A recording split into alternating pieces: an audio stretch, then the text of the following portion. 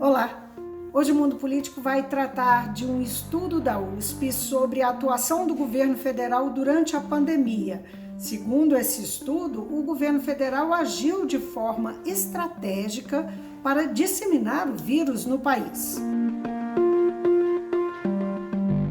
Eu vou conversar com o professor titular em saúde pública da USP, Fernando Aite. Ele é diretor do Centro de Pesquisas em Direito Sanitário da universidade. O centro que, em parceria com a ONG, a entidade Conectas Direitos Humanos, mapeia há quase um ano como o governo Bolsonaro responde à pandemia no país. Professor Fernando, muito obrigada por atender o Mundo Político, a TV Assembleia. É um prazer estar aqui. Fernando, a pesquisa é realizada desde março de 2020, não é isso? Bem no início da pandemia. Qual que é a base da pesquisa? Sobre o que vocês se debruçaram para chegar às conclusões que chegaram e fazer o levantamento que fizeram? Bem, a pesquisa ela nasce com a Declaração Internacional de Emergência em Saúde Pública, dada pela Organização Mundial de Saúde em fevereiro de 2020, e aí, juntamente com uma outra colega da Faculdade de Saúde Pública da USP, a professora Deise Ventura, uma professora da Faculdade de Filosofia, Ciências e Letras, a professora Rosana Reis, e em parceria com a Conectas Direitos Humanos, principalmente a doutora Camila Azano, nós decidimos, então, prevendo que a pandemia traria desafios enormes na efetivação tanto do direito à saúde, como um direito humano fundamental, quanto para os demais direitos humanos reconhecidos no Brasil, nós decidimos, então, iniciar um levantamento sistemático de todas as normas jurídicas que o Brasil publicasse em resposta à pandemia desde o início do ano, né? Então, nosso período começa em 1 de janeiro de 2020 e é uma pesquisa que continua e iremos até o final de 2021 ainda. Isso inclui aí decretos, resoluções, portarias, qualquer Sim, coisa nesse sentido que tenha sido publicado no Diário Oficial. toda produção normativa, norma no sentido lato, né? Emenda constitucional, lei complementar, lei ordinária, decreto, portaria, resolução, instruções normativas, decisões normativas, pareceres normativos, tudo que tem a forma de norma jurídica e abstração e generalidade suficiente para ter um impacto a uma coletividade ou à sociedade como um todo.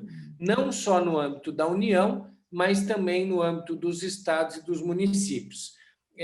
Enfim, nós tínhamos uma expectativa de financiamento pela FAPESP, que acabou não se realizando, e com os financiamentos que nós conseguimos, nós estamos agora nos concentrando nas normas da União e nas normas dos 26 estados, mais o Distrito Federal. E aí, a partir de descritores que nós selecionamos, relacionados à pandemia, então, por exemplo, Covid, emergência em saúde pública, uma série de descritores, nós pesquisamos nos diários oficiais da União e dos estados, todos os dias, todas as páginas, e levantamos todas as normas que são editadas na União e nos estados em resposta à Covid, né? Em 2020, nós conseguimos catalogar e estamos analisando, são 3.049 normas que a União editou só no ano de 2020 em resposta à pandemia. Agora, Fernando, esse trabalho, esse mapeamento, parece que trouxe uma constatação muito grave, de que, por parte, pelo menos, do governo federal, houve uma estratégia de disseminação do vírus no país. É isso mesmo?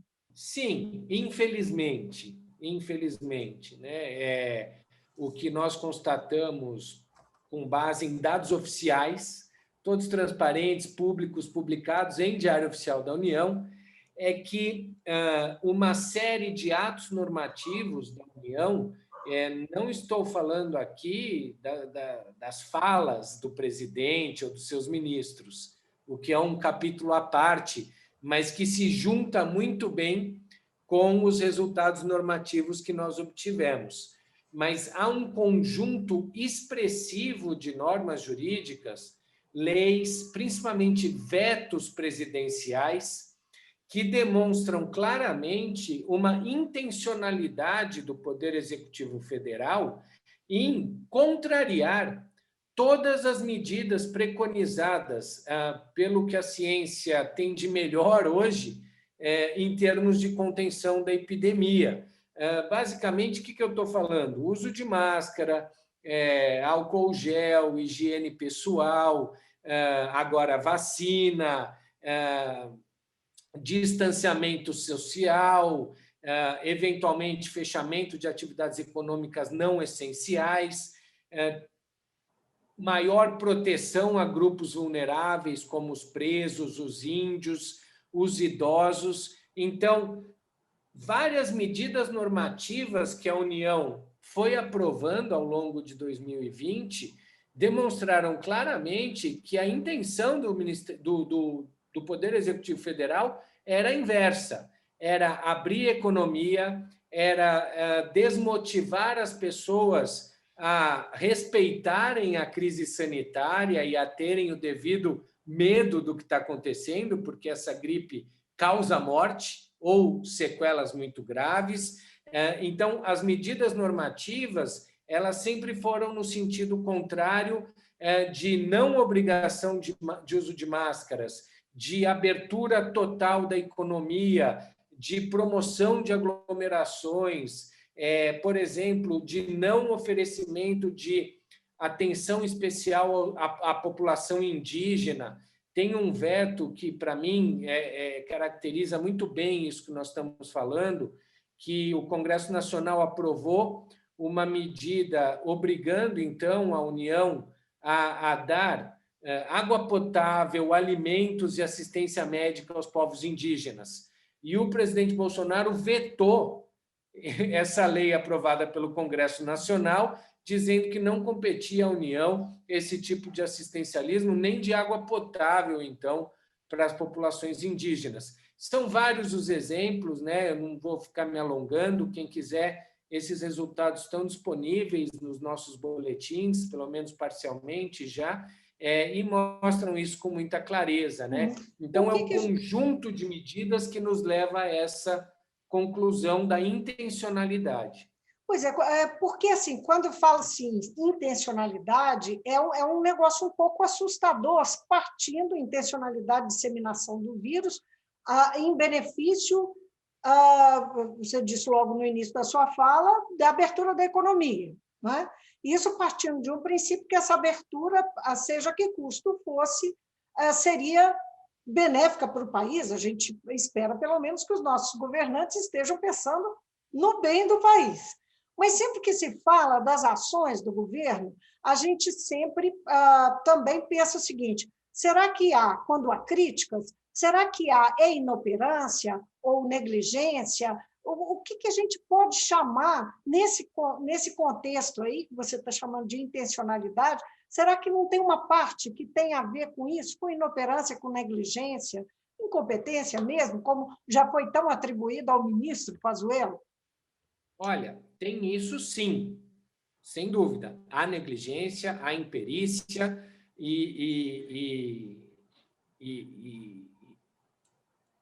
enfim, falta de capacidade, né, de grande parte dos técnicos do governo federal e de quem ocupa os cargos políticos também, em entender a gravidade da situação e compreender o que tem que ser feito para reduzir os danos que essa crise sanitária está provocando no nosso país, principalmente as mortes. Mas o que eu estou mencionando é outra coisa, né? O que nós descobrimos com a nossa pesquisa é outra coisa. Para além de negligência e imperícia, há uma opção muito clara por enfrentar o vírus. Por exemplo, um dos vetos que foi dado, foi aprovado um projeto de lei para obrigar uso de máscaras em locais fechados quando da reabertura de setores econômicos, inclusive nos espaços do serviço público da União, dos estados e dos municípios. Então, era uma lei que obrigava o uso de máscaras nesses ambientes. Óbvio, é o que é determinado pelo OMS. Hoje você olha, o mundo todo está usando máscara. É a medida básica de um mínimo de proteção social se eu não consigo evitar o distanciamento. O presidente Bolsonaro vetou essa norma. Vetou a obrigatoriedade, por exemplo, de indústrias e comércios que quisessem abrir, de oferecer máscara para os seus funcionários, de ter protocolos de controle de entrada e de higienização para as pessoas que vão entrar nesses recintos fechados. Quer dizer, aqui não é imperícia e negligência. É bom que isso fique muito claro. É uma opção evidente em dizer não queremos que sejam adotadas as medidas básicas de proteção que a gente conhece.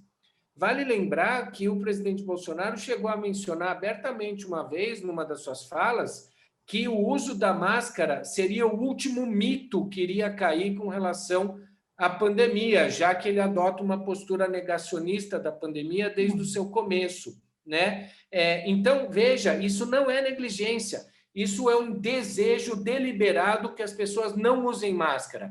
Quando eu digo que cabeleireiro, academia, entre outras atividades econômicas que não são essenciais e mando elas abrirem, eu estou deliberadamente falando, aglomerem-se, façam esse vírus circular. Então, não dá para alegar que tem desconhecimento, não dá para alegar que foi feito por incompetência. Não, isso foi feito com um objetivo muito claro de auxiliar a disseminação do vírus. Se é para beneficiar a economia, o que é equivocado, a gente está vendo hoje que beneficiar a economia é acabar ou minimizar os efeitos do vírus na nossa sociedade, foi extremamente incorreta a decisão e isso enseja responsabilidades, né? Então, tem uma lógica negacionista e ideológica na base, o senhor acredita, na base dessa decisão, que é institucional.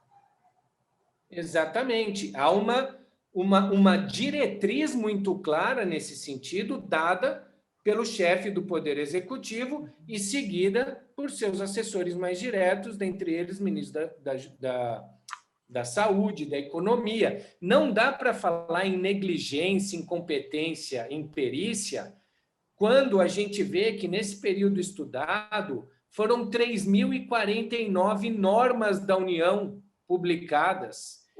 É uma atividade normativa frenética.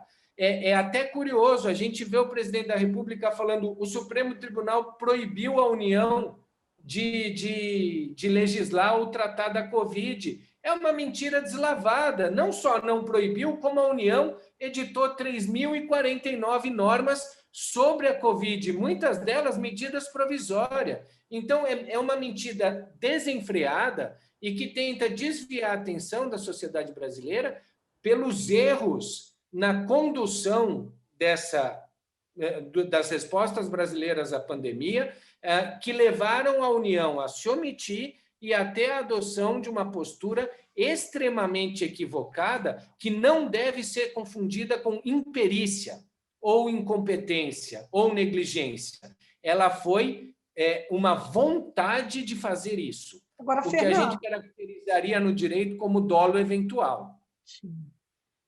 Pensando em coisas práticas, né? Para a gente tentar entender aquilo que mais chama atenção, porque vocês examinaram tantos documentos que a gente não tem como falar sobre tudo, obviamente. Mas, por exemplo, eu vou citar algumas coisas, eu queria que você comentasse. Por exemplo, a questão da baixa testagem foi uma questão. O atraso em negociação de vacinas, decisões, você mencionou algumas decisões sobre a população indígena, vetos que o presidente fez, e Mas eu queria que você comentasse esses aspectos. Por exemplo, a baixa testagem é apontada como um dos fatores que poderia, uma das coisas que poderia ter sido usado para não deixar que a população, que o distanciamento social fosse feito de uma forma até mais racional, não é? Enfim, eu queria que você comentasse isso e a questão da negociação da vacina, que não é, parece, foi tão apontado que foram decisões tomadas tardiamente. E o que isso tem de intencional, né? Ou pode ter? Não, muito, muito interessante, né? Eu acho que vale lembrar, primeiro, o Congresso Nacional aprovou o chamado orçamento de guerra, dando ampla liberdade na execução orçamentária e financeira de recursos do Tesouro Nacional para a adoção de medidas contra os danos que a pandemia tem causado no Brasil, seja no setor econômico, seja no setor sanitário. A gente vai olhar a execução orçamentária desse orçamento de guerra aprovado pelo Congresso e o Ministério da Saúde gastou muito pouco do que lhe foi concedido.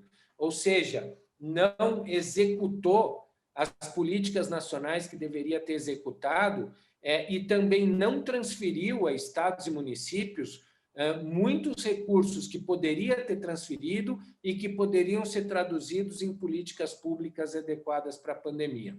O que é muito pouco? O que você está chamando de muito pouco? Em termos de... não há ainda, a gente não tem uma síntese de quanto foi executado do orçamento do Ministério da Saúde dentro do orçamento de guerra exatamente. Mas os últimos dados que eu tive acesso é em torno de 20%.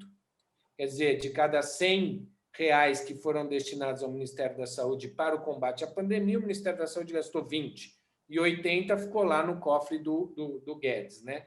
Então, isso é uma má execução de política, que se traduz, por exemplo, na ausência de testes. Não só na falta de compra de testes, não sei se você se lembra, no começo da pandemia, o ministro Paulo Guedes falou, não, eu tenho um amigo inglês que falou que vai ceder 40 milhões de testes para o Brasil. Até agora a gente está esperando esses testes, né? Não sabemos nem que amigo é e nem que testes são esses. O ministro da Saúde deixou 7 milhões de testes mofando num porto brasileiro e agora está uma discussão bizarra sobre se a gente vai usar esses testes para além do prazo da validade para não perder o dinheiro que foi adotado. Então, primeiro, não gastou onde necessitaria. A primeira coisa que o Tedros, o diretor-geral da Organização Mundial da Saúde, falou no início da pandemia se vocês querem combater bem a epidemia, testem, testem e testem.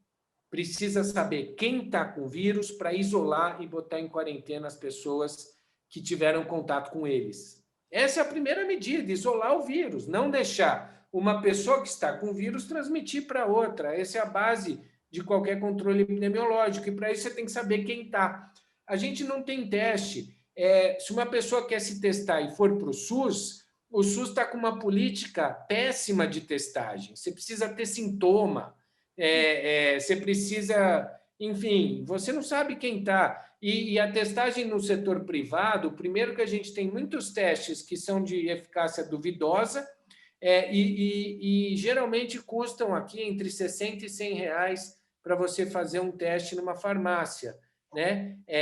O que é inalcançável para muitas pessoas no Brasil. Então, a gente não testa. A gente tem o nosso número de infectados, que eu acredito que está subnotificadíssimo. Temos muito mais. Para além disso, além de não gastar onde deveria, teste, grandes campanhas de informação. Quem é que está vendo campanha nacional agora sobre vacina, por exemplo? Tinha que estar tendo campanhas maciças de vacinem, se a vacina é importante, onde vai ser a vacina, quem que é a hora da vacina agora e etc. Use máscara, higienize sua mão, tudo isso tinha que estar acontecendo, programas de promoção da saúde. Fernando, não está tendo. Então, vamos a um outro passo. A questão da vacina, não é? Porque aí a vacina já não está mais no campo da prevenção ou de negar a pandemia. A vacina, ela é a solução para que as pessoas, não possam ir para as ruas, voltar a trabalhar, que a vida volte minimamente ao normal, pelo menos a médio prazo, enfim. Por que a atitude do governo? Por que o governo, você acha que o governo conduziu com mais ou menos, pelo que parece, a mesma lógica em relação ao distanciamento, ao uso de máscara? O que leva, não é? O que levou, no caso da vacina especificamente, a atitude do governo de atrasar tanto as negociações, demorar tanto a negociar, e a gente está aí ainda começando um processo de vacinação?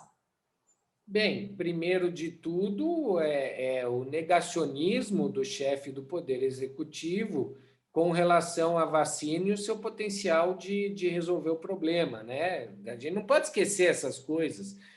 O presidente, ele sempre foi contrário, até hoje ele diz que a vacina não será obrigatória. Ele dizia que a vacina da China jamais seria comprada.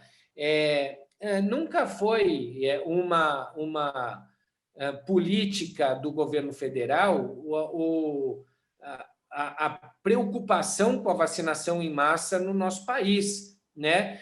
A única coisa que o governo federal fez foi manter, e nem é mérito do governo federal, mas sim da Fundação Oswaldo Cruz e seus 100 anos de história, que conseguiu, né, tocar um projeto junto com a Oxford e a AstraZeneca para fazer os testes clínicos aqui e, com isso, depois produzir. Essa foi a única medida do governo federal com relação à vacina, a única.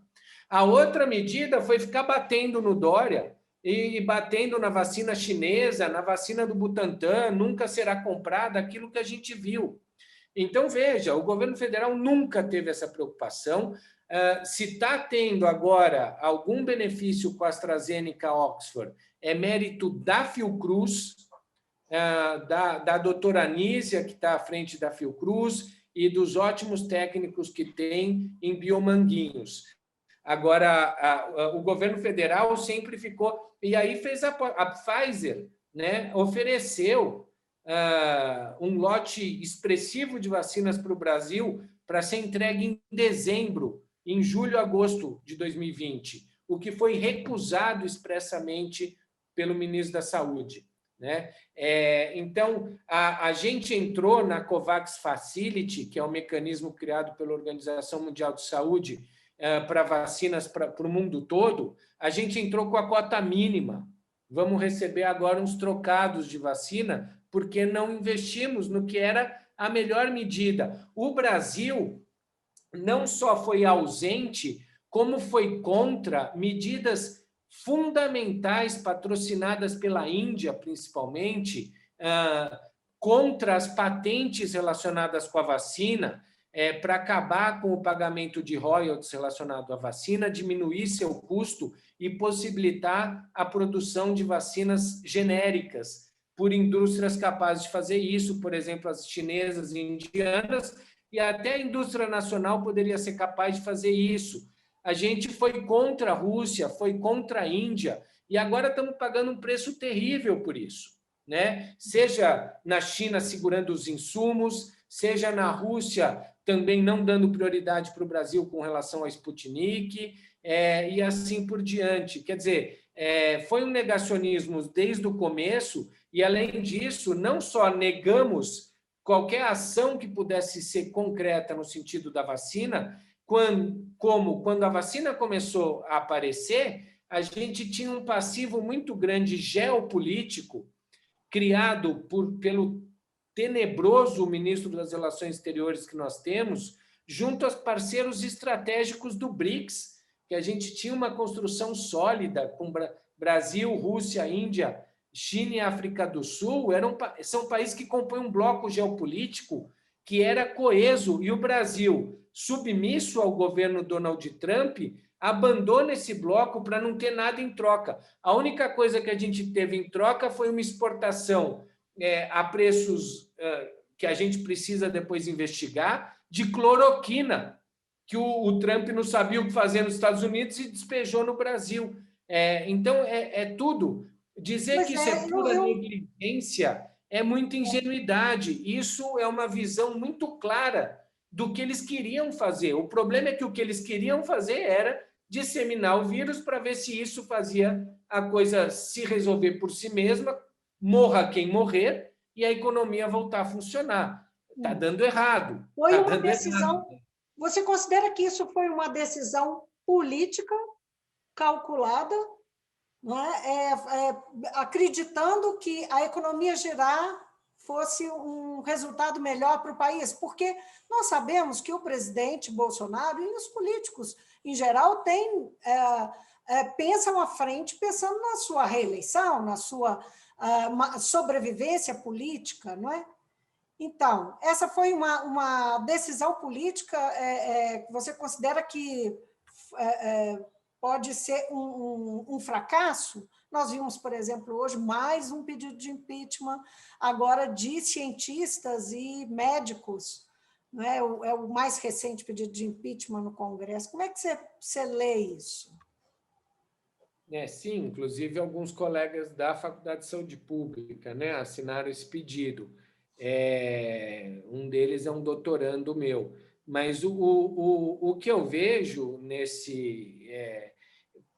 enfim, é uma estratégia equivocada que parte do chefe do Poder Executivo, que tem uma visão equivocada do que está acontecendo. É uma visão limitada, é uma visão ideológica e que não considera a ciência como o melhor caminho para a solução da pandemia, né? E que acha que a fé em que tudo voltará ao normal basta para que tudo volte ao normal. Enfim, isso é algo que precisava... Os nossos sistemas de freios e contrapesos no Poder Judiciário e no Poder Legislativo não estão funcionando bem. Que essa ação negacionista... Eu estou falando de normas jurídicas, muitas delas não foram para frente, quer dizer, muitas dessas visões equivocadas políticas do presidente, que poderiam ter piorado muito a nossa situação, ainda mais, não foram para frente porque o Congresso vetou, derrubou os vetos, por exemplo, ou aprovou o auxílio emergencial contra o desejo, né? Ou o Supremo Tribunal Federal, por exemplo, obrigou agora a vacina obrigatória. Vejam, até a questão da vacina obrigatória, o governo ainda retruca, diz que não é obrigatória. São coisas muito básicas, verbalizadas, e não dá para a gente passar a mão na cabeça. Esse senhor é presidente da República. Tudo que ele fala tem uma projeção e induz a ação das pessoas. Então, tudo que ele fala, todas as normas que ele assina, induzem o nosso país. O problema é que está induzindo para o precipício. E a gente não precisamos ir todos cair no precipício juntamente com pessoas que não conseguem entender, infelizmente, a gravidade do que está acontecendo, inclusive fazendo cálculos políticos equivocados, porque para a economia voltar a funcionar, a gente precisa de um bom manejo dos cuidados com a pandemia e de uma vacinação em massa o mais rápido possível. E o governo não está fazendo isso, ou seja, ele está jogando contra o que ele próprio acha que é o bom para ele. Então, é tudo muito torto. É difícil até de explicar, por exemplo, para colegas que eu tenho contato, né, pesquisadores de outros países, como é que esse estado de coisas inconstitucional pode acontecer num estado de direito como o brasileiro. Fernando, nós tivemos semanas dramáticas aí para trás, né? A situação no norte do país ainda é muito periclitante. Nós temos números assustadores, nós estamos aí com mais de 1.000 mortes, o que eles chamam de média móvel, né? em torno de 1.000 e poucos casos, mas assim, já batemos mais de 1.400, mais de uma vez nas últimas semanas. Enfim, 3.600.000 doses só aplicadas até agora, né? Nós já estamos a mais de mês do ano de 2021, quando a gente pensa o que são, numa população de 210 milhões, 3,6 milhões de doses é muito pouca coisa, sendo que são 2 doses por pessoa, né? Enfim, 9,5 milhões de infectados no país já. Com esses números, com esse cenário, com a situação mais dramática lá no norte, e a gente vendo que pelo menos 14 estados nesse momento estão em ritmo acelerado, né? Como é que você vê 2021? Né? O governo é o mesmo, e como é que o que nós podemos esperar de 2021? Só fazendo uma observação que hoje o Bolsonaro tomou a decisão, determinou que o governo se articule, a Casa Civil articule o governo para que tomem ações complementares de apoio aos estados e ao Distrito Federal. Isso aparentemente uma reação por conta das ações judiciais que estão pipocando aí em torno das atitudes, das decisões do governo. Então, as nossas perspectivas para 2021 e esse recuo do presidente neste momento. Bem, eu desconfiaria um pouco, né? Eu acho precipitado para falar que há um recuo. Eu acho que é simplesmente uma tentativa de redução de danos por conta do que está sendo descoberto, né? Por meio de documentos, inclusive. O próprio Procurador-Geral da República, que é digamos assim, alguém que vê com muita parcimônia o que o chefe do Poder Executivo está fazendo, mas ainda assim pediu abertura de inquérito contra o ministro da Saúde. Quer dizer, as críticas e as evidências da condução à morte que nós estamos sendo levados por essa omissão de um lado e ação deliberada de outro do governo federal, né? O conjunto de omissão mais ação deliberada está sendo catastrófico para o nosso país. Isso está começando a ficar muito evidente. Algumas instituições de controle começam a pressionar e o que vem sendo a tônica, né, da estratégia presidencial é o avanço um pouco, dar 2 passos para frente, 1 para trás. Então, para mim, isso é o passinho para trás que ele está dando para daqui a pouco dar 2 para frente, né? Eu caracterizaria mais como uma defesa judicial do que como uma política, de fato, esses fatos que você mencionou. Até porque a pandemia está se agravando, há uma nova variante de Manaus que a gente ainda não tem muita noção do tamanho do estrago que ela pode causar e nem sequer se as vacinas que a gente está aplicando vão servir para ela. Saiu um estudo importante sobre a variante da África do Sul, que a vacina da AstraZeneca, que é a que a Fiocruz está produzindo, né, a única vacina que o governo federal apostou é a da AstraZeneca. E a África do Sul suspendeu a sua vacinação porque descobriu que essa vacina não serve para a variante da África do Sul. Simples assim. Então, a falta de um planejamento, a falta de uma política, acima de tudo, a falta de vontade de fazer a coisa certa. Então, não dá para dizer que é um recuo e que agora a coisa... Não. Provavelmente vai pingar 2 ou 3 ações positivas para depois voltar a ter ou a omissão criminosa ou ações criminosas de novo, né? Porque essa é o entendimento que o nosso presidente tem sobre o que está acontecendo, que, volto a dizer, é limitado e equivocado. E ali não tem surpresa. De onde menos se espera é de onde não sai nada mesmo. Então, dali não sairá nada de positivo. Agora, de estados e municípios, sim. né? Por exemplo, mesmo a Anvisa, que está provocando muitas desconfianças pela forma como tem adotado posturas, às vezes, muito mais políticas do que técnicas, vem demonstrando uma sensibilidade técnica maior à gravidade do que está acontecendo e tentando organizar a resposta, pelo menos no campo da vigilância sanitária, um pouco melhor do governo federal, né? Mas isso... Reagiu às pressões do Centrão, não é? Pela Sputnik. Está tentando reagir. Não, pelo menos está tentando. Está tentando reagir, o que já é um bom sinal, né?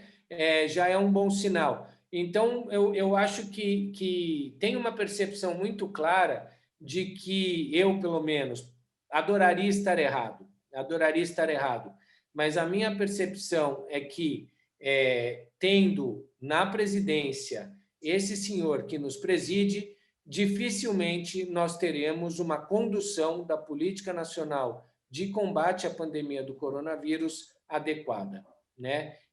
E aí vamos ter que lidar com a realidade que a gente tem e tentar minimizar os danos com as armas que a gente tem.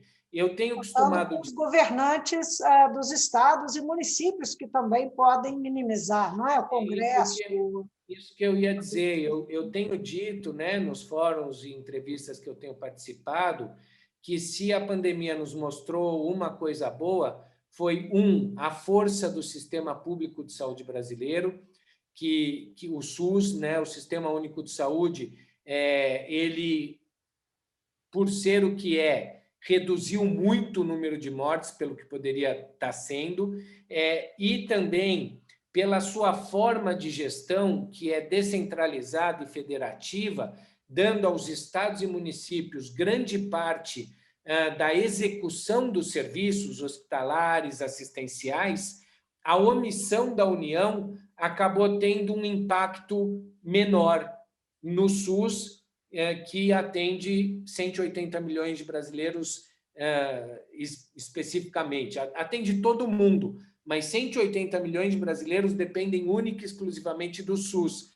E como os estados e os municípios mantiveram, em sua grande maioria, posturas condizentes com as preconizadas pela Organização Mundial de Saúde, tentando adotar distanciamento, máscara, etc., e colocando na praça, na medida do possível, as políticas adequadas, né? Mesmo sem o apoio federal, a gente conseguiu, com o SUS, minimizar a pandemia. E é óbvio, se a política nacional não fosse a tragédia que tem sido, a gente teria muito menos mortes do que já testemunhamos no nosso país.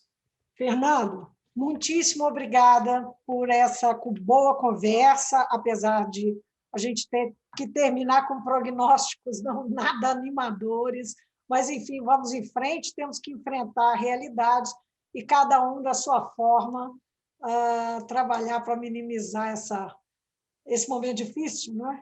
Que o país está vivendo. Muito obrigada.